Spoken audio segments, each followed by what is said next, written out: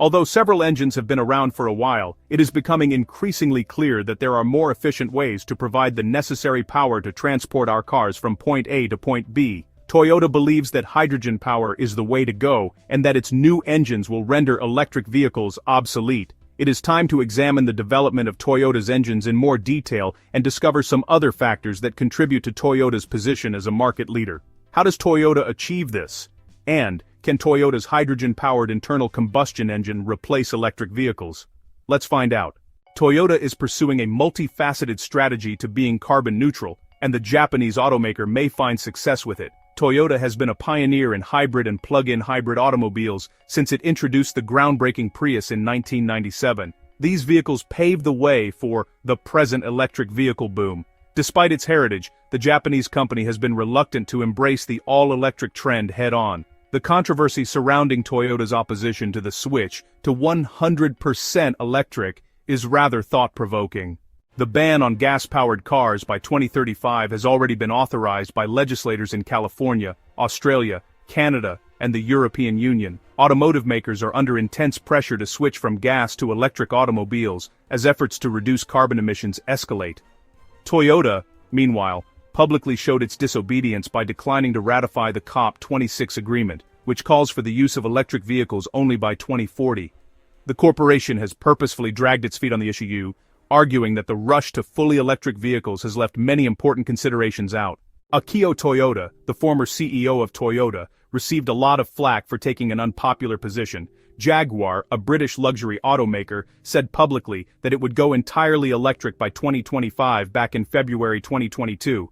Cadillac and Volvo have also stated that they will only sell electric vehicles after 2030.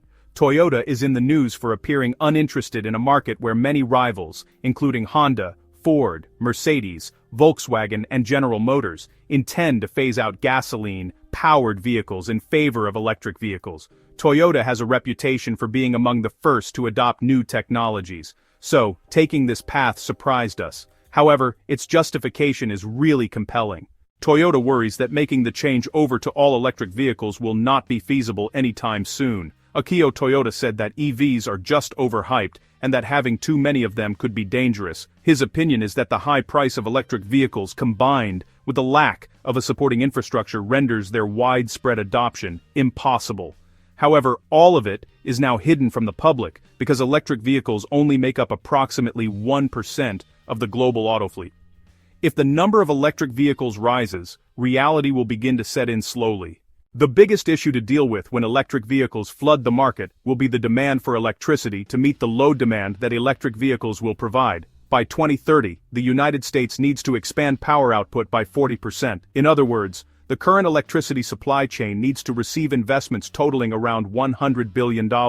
Even if some regions of Europe and Asia currently have sophisticated grids as a result of increased electric vehicle customer demand, it would still be far from enough if every car owner switched to electric.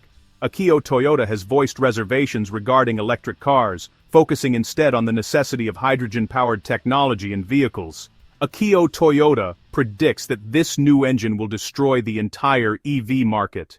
Aside from the limited range of electric cars, he has also expressed concern over the environmental effects of battery production and disposal, as well as the lack of infrastructure for charging. Indeed, Toyota's arguments make a lot of sense. First, there is not enough power to support electric vehicles. Second, fossil fuels are the main source of electricity in the world. Therefore, increasing the number of electric vehicles will not decrease emissions. Rather, it will just change their source. His detractors may all be mistaken based on Akio Toyoda's assertion that carbon, not combustion engines, is the enemy. From broad views, it appears that electric vehicle adoption is not uniform worldwide. While certain markets like those in Europe and China move more quickly than others, the United States is a laggard. Then there are markets that are far behind with little to no EV infrastructure like Africa.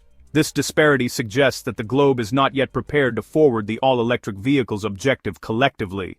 Toyota believes that switching to all-electric vehicles will leave a sizable number of its consumers completely in the dark. In 2021, Toyota sold more than 10.5 million units in more than 200 nations, making it the car maker with the greatest global market penetration. The business boasts a substantial market share across the board, particularly in underdeveloped nations with subpar charging infrastructure. By 2035, these areas will not be able to build the infrastructure necessary to support electric vehicles. Electric vehicles are also highly pricey. Electric vehicles are currently somewhat less expensive because of government subsidies intended to encourage people to purchase them. It is unclear how long governments will maintain these incentives, particularly once mass production starts. Without financial incentives, many buyers would not be eager to spend a fortune on an electric vehicle. The corporation thinks that switching to a mixed engine is more practical than going entirely electric. They refer to it as a balanced approach, suggesting hybrid vehicles. So, Toyota is actively pursuing the development of hydrogen-powered vehicles. And, because of this, the materials used to make lithium batteries are actually pretty difficult to produce. In reality, a lot of individuals believe that there could be a shortage of lithium and battery-grade nickel, which would make it tough to create the lithium batteries used in electric vehicles if hydrogen-powered engines are designed to their fullest capacity. This, honestly, could prevent a significant delay in the transition to electric vehicles. One of the main issues with electric vehicles, especially automobiles and trucks, is sound. Nothing really compares to the thrill of depressing the gas pedal on an old classic muscle car, like a 1970 Chevrolet Chevelle SS with a big block 454, or a 1969 Ford Mustang with a 428 Cobra Jet. When an automobile is about to launch, you can hear the sound of the carburetors opening as the fuel pours into the chain, feel the power flow through your chest, and just experience a complete burst of adrenaline. Electric vehicles just can't provide that, but the hydrogen-powered vehicle can, because it operates in a similar manner. Nearly every corner in the country is home to a tiny local repair business. But, as electric vehicles gain in popularity among customers, you won't really have that option any longer. You might be able to repair their electric engine by going online and watching a few YouTube videos, but, honestly, it's strongly advised that you take it to a certified mechanic who is experienced with the most recent technology.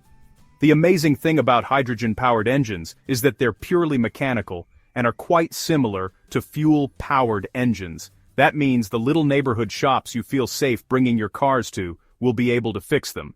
So, one thing to keep in mind is that hydrogen is actually very combustible, which makes it, kind of challenging to handle and store safely. Plus, burning hydrogen can produce nitrous oxide, which is another drawback. Now, when we look at Toyota's approach to carbon neutrality, it's honestly a lot more diverse. They're considering a bunch of different technologies to reach zero emissions, unlike, almost all the other automakers who are basically putting all their trust in electric vehicles. This sort of mindset is starting to look pretty prophetic, especially now that European countries are searching for ways to cut down on their energy use because of the conflict in Ukraine, and how it's affecting energy supplies.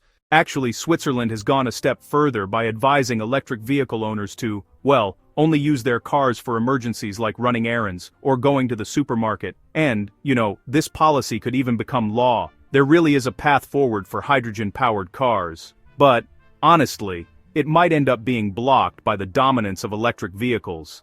Still, hydrogen fuel cell electric vehicles use some pretty advanced technology, and they've got a lot of potential.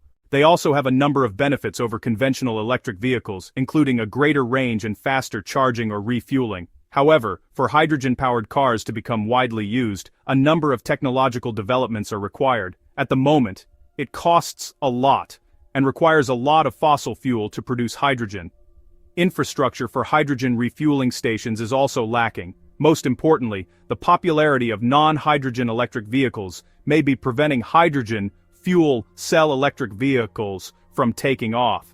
People need a good reason to give up their Teslas. Therefore, until one is presented, hydrogen-powered cars might remain unpopular.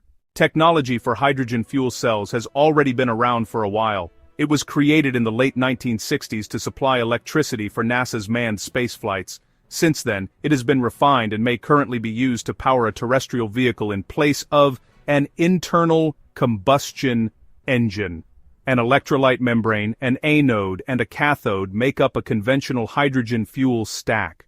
While oxygen is fed to the cathode, hydrogen is fed to the anode where it is divided into protons and electrons. While the protons pass across the membrane and change into water, the electrons are compelled into a circuit producing electricity. Hydrogen fuel cell electric vehicles have a reinforced tank of compressed hydrogen that travels through the fuel stack. In contrast to conventional EVs that are powered by a battery pack, the vehicle's electric motors are driven by this converted electricity, and only harmless water vapor is released from the exhaust.